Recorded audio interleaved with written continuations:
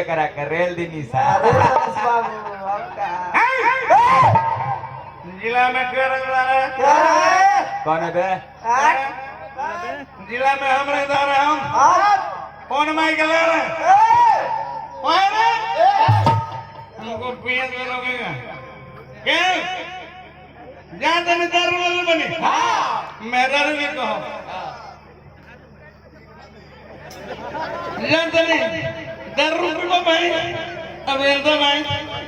दारू पीबो दारू भाई दारू के साथ चिकनो का जरूरी होला गुरुदेव सारा व्यवस्था है पे दिखाई ना प्राण प्यारी है प्राण प्यारी हरे हम तो कबले कहता नहीं तेरा सुना नहीं है तने मुर्गा बोलना मुर्गा आ गइला दारू पी के बाप रे बाप हमर छोट छोट लइकन बा हम छोट छोट लइकन छोड़ के आ तहरा खातिर आधी रात में मुर्गा बनाई हम मुर्गा करना बनाए पड़ता ना मुर्गा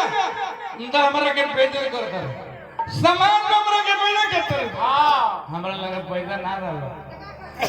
अपन महुआ लेबे अपन सिगरी दे दे बेच के तनी ललगा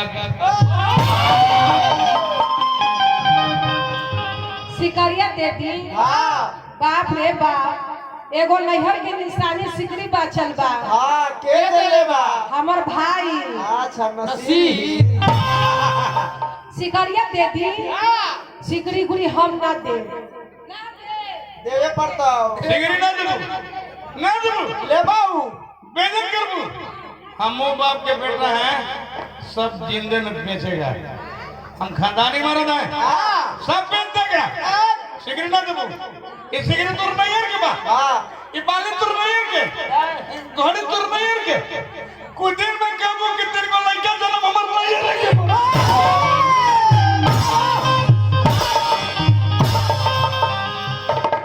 मारो एकरी की फाड़ देती है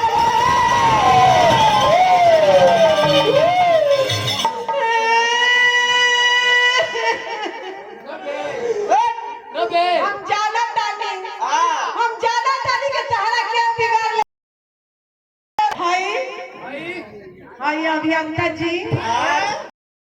ई तो अपने पिया खैले है हमर भत्ता के पिया हमरा के कोई नहीं बिगाड़ा है हम दारू पिएंगे बेइज्जत लगा मर गए दाल भी न भात के भतार भी न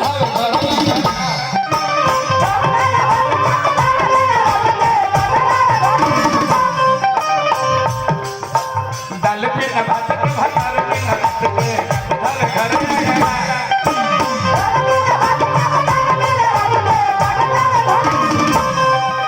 देला वो रहनवा भीतर के बनवा मिल पाया दारू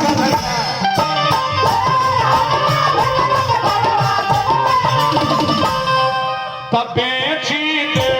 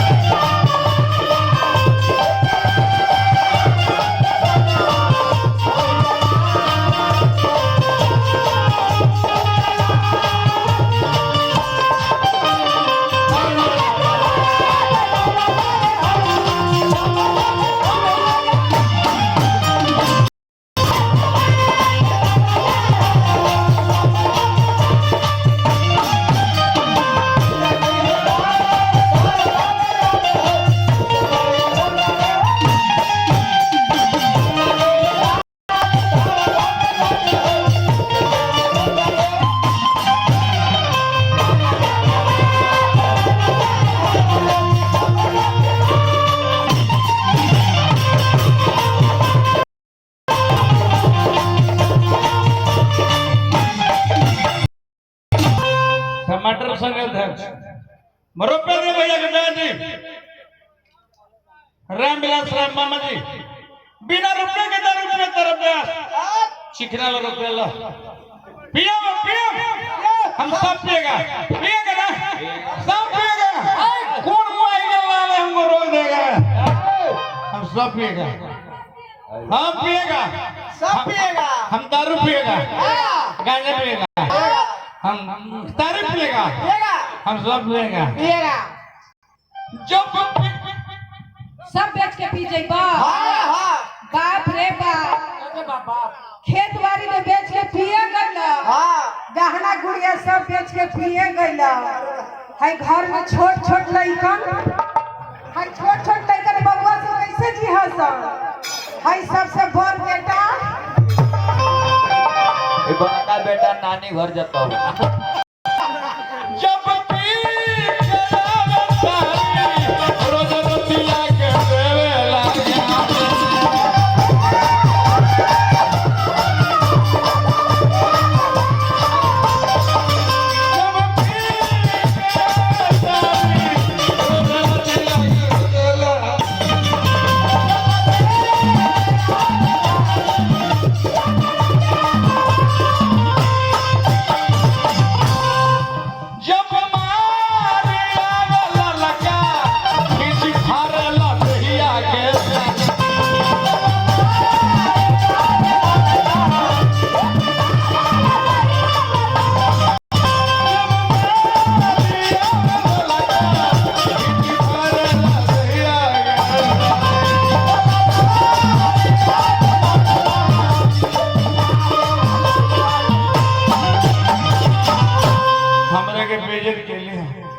अच्छे बोल रहे हैं हमरा पति के अंदर तो पीएम ना तो जीएम कैसे आत्मा समाज में हमरा के प्रेजेंट कर लिया हां अध्यक्ष जी हम अगर मुंह ना देखा हम कह दिन भैया हम मरद हैं हम पी के जिएगा कोई मारी के लाल हमको रोकेगा नहीं भैया हम कोई केकरो से कहेगा हम नहीं रोकेंगे माननीय अध्यक्ष साहब अच्छे बढ़िया जी उससे पूछ के आबा हमरा के अब ना कर मास्टर मोहना अरे कोइले सुना ई कंगाल कोइला बच्चा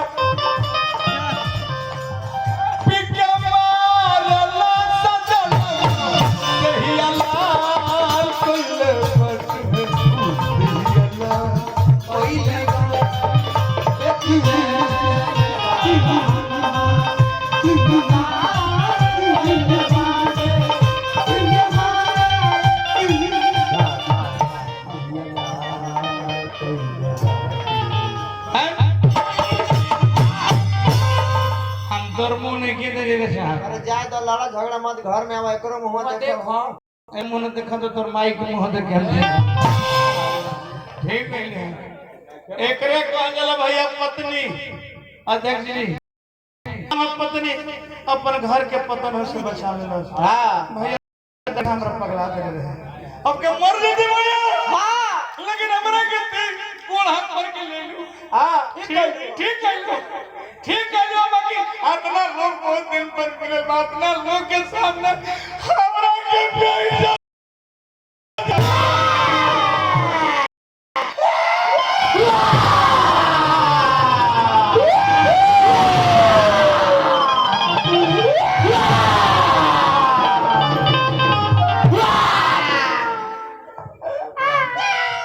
बाप रे बाप चुप हो जाए चुप हो जाए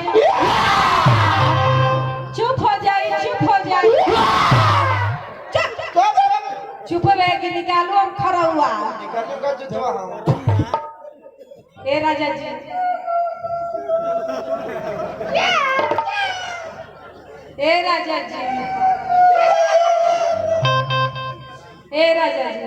रवा के पहले ही रोजे रोजे दारू पिया तानी कुछ हो जाए दादा तो हम कैसे जिए अरे वाह हे बाबा मेहरारू हमर बड़ी तेज है हमार आंखें खोल दिलस हम तो दारू के निशा मुंह फेरा में पड़ रहे भैया अध्यक्ष जी दारू पी के हमरे के दारू पियत रहे बाकी ठीक का तरीके कि हमरा के मर जैती तो हमर मेहरारू के कर दुआरे जाए हमर लइकन कहां भीख मांगते हमा से कसम खाता रे काली मैया के आज हम कसम खाता नहीं है काली मैया अब अपन परिवार हम देखो अपन परिवार देखो बाल बच्चा पढ़ाई हे काली माई आज के बाद हम कोनो निशा ना करो कान धरी बाकी कैसे मेहरारू को कहली कैसे किया ना हो पलमुआ दारू पिया बोल कैसे रे दिया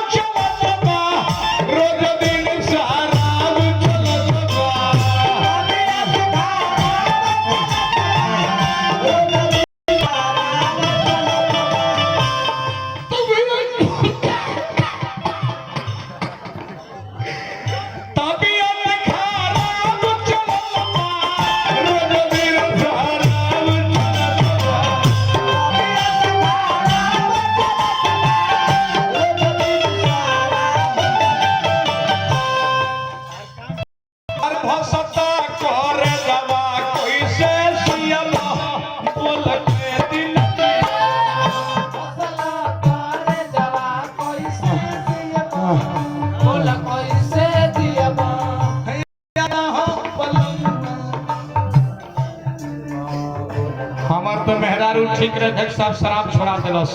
भैया जी रुपया के पुरस्कार नहीं हार्दिक प्रणाम करता नहीं हम हाथ जोड़ के कहता नहीं जैसे हम काली माई के क्रिया खा के छोड़ दिली नौजवान भैया शराब से बिगड़ रहे हैं बड़का मोबाइल से बिगड़ रहे हैं हाथ जोड़ के करता नहीं नौजवान भाई से जवान और हम अपना गार्जियन से शराब पी ही ठीक बा केहू शराब ना पिए ना तो घर में ही दिन दशा हो जाए खूब पिटाई लोग मराई लोग मर जाए लोग इस पे केहू शराब मत पियो शराब से हुआ शिकार और उजड़ा उसका घर पर ही तो समय समाप्ति के दौर में चलते चलते कहे के बाबू ही राम नाम कहो हाय हाय हाय हाय हाय